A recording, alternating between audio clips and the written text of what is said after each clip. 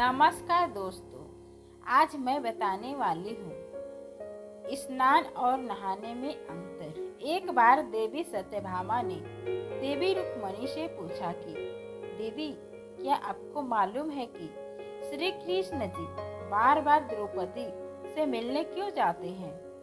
कोई अपनी बहन के घर बार बार मिलने थोड़ी न जाता है। मुझे तो लगता है कुछ गड़बड़ है। ऐसा क्या है जो बार बार द्रौपदी के घर जाते हैं? तो देवी रुक्मणी ने कहा, बेकार की बातें मत करो, ये बहन भाई का पवित्र संबंध है। जाओ, जाकर अपना काम करो। ठाकुर जी सब समझ गए और कहीं जाने लगे। तो देवी सत्यभामा ने पूछा कि प्रभु, आप कहाँ जा रहे हो?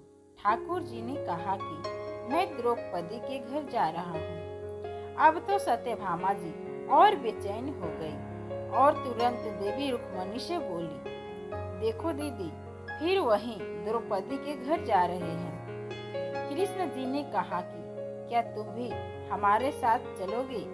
तो सत्यभामा जी फौरन तैयार हो गई और देवी रुक्मणी से बोली कि दीदी, आप भी मेरे साथ चलो और द्रौपदी को ऐसा मजा चखा के आएंगे कि वो जीवन भर याद रखेगी।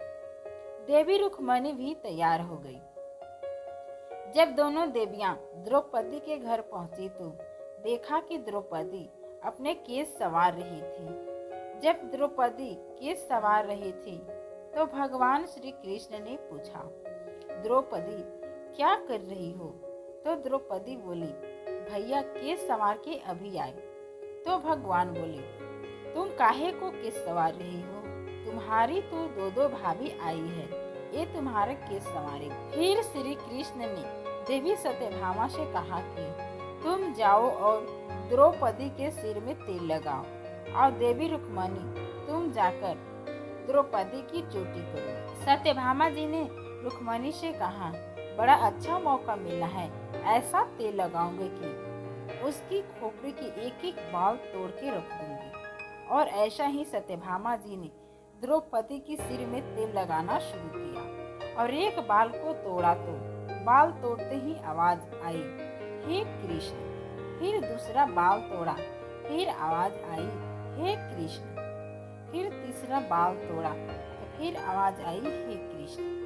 सत्यभामा जी को समझ में नहीं आया और देवी रुक्मणी से पूछा, दीदी, आखिर ऐसी क्या बात है